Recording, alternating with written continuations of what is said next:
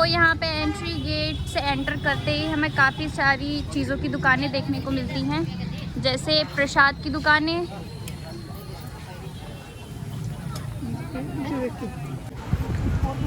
काफ़ी सारा house hold का सामान भी देखने को मिल रहा है। यहाँ पे काफ़ी चूड़ियाँ भी रखी हुई हैं और ख़ासकर के यहाँ का प्रसाद जो कि प्योर खोए का बना हुआ होता है।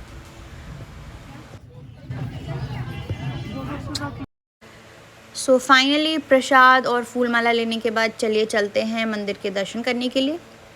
ओरछा के इस मंदिर को लेकर कई सारी कहानियाँ प्रचलित हैं। ये देश का एकमात्र मंदिर है जहाँ भगवान राम राजा के रूप में पूजे जाते हैं। इसके अलावा जो यहाँ की लोकल पुलिस है वो सुबह शाम बंदूकों से सलामी देती है।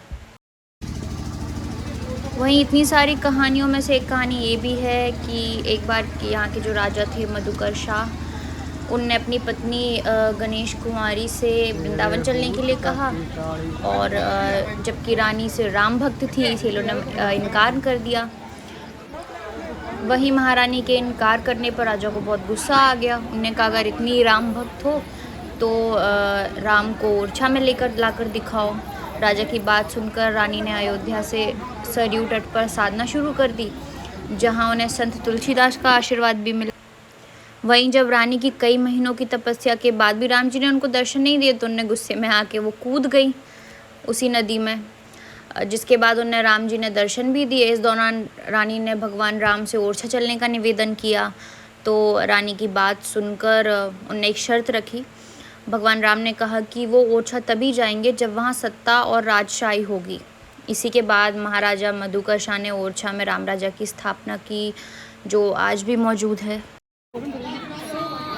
हमारे दर्शन सक्सेसफुली हो चुके हैं और हम अंदर की वीडियो नहीं बना पाए क्योंकि यहाँ अलाउड नहीं है वीडियो बनाना। एक बजे दर्शन बंद हो जाते हैं, तो कृपया जब भी आएँ तो उससे पहले आएँ। 8:30 से 1 बजे तक दर्शन होते हैं और इसके बाद में कुंवर हरदौल लाला के भी दर्शन करना अनिवार्य है, तो अब हम वहीं चलते हैं। तो यहाँ पे एक रिवाज है कि शादी से पहले कार्ड लगाने भी आते हैं लोग, और जैसे कि आप देख रहे हैं शादी के बाद हाथे लगने भी आते हैं।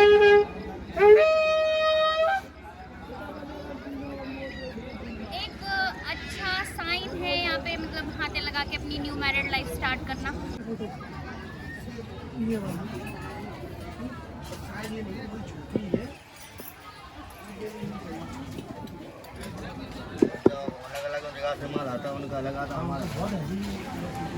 तो अब हम जा रहे हैं सावन भादो पिलर्स देखने, जो कि सावन महीने के ख़त्म होने के बाद और भादो का महीना शुरू होने से पहले ये दोनों मीनार आपस में मिलती हैं।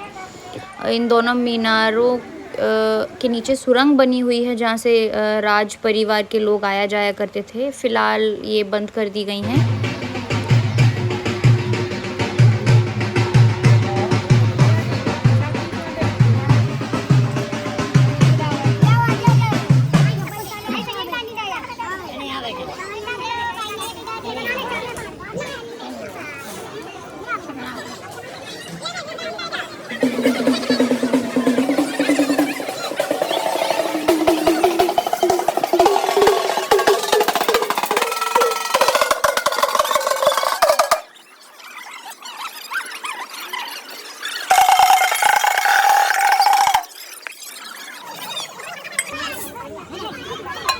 तो अब हम जा रहे हैं हरदौल लाला की मंदिर की तरफ।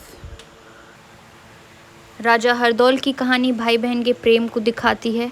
राजा वीर सिंह देव के 2 पुत्र थे, जुझार सिंह और हरदौल। जुझार सिंह को ओरछा का राजा बनाया गया और हरदौल को दीवान।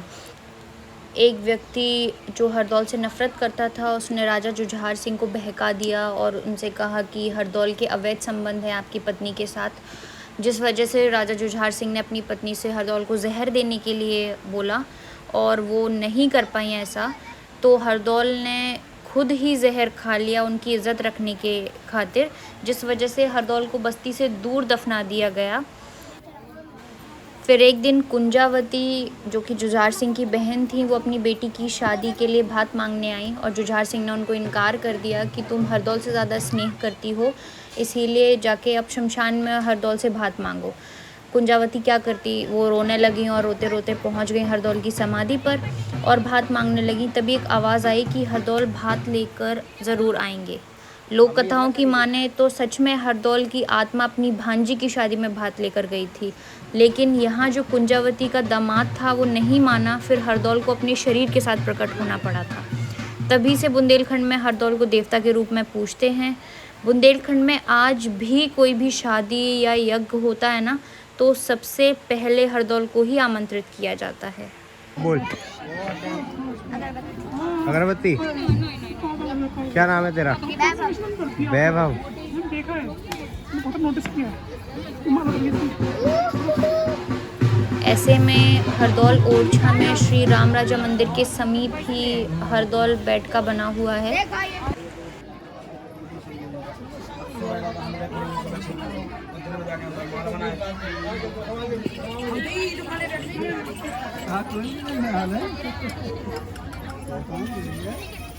अम्मी लेना है इसको? नहीं, हम दोनों लेना, अम्मी लेना है? नहीं लेना।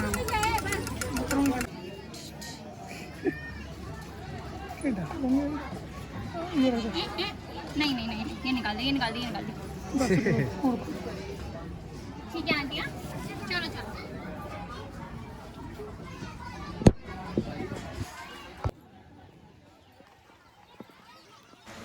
मंदिर के जस्ट सामने यहाँ पे एक बहुत प्रसिद्ध दुकान है जहाँ की आलू पूड़ी बहुत फेमस है, जिसका नाम है तिवारी जी की कुटिया।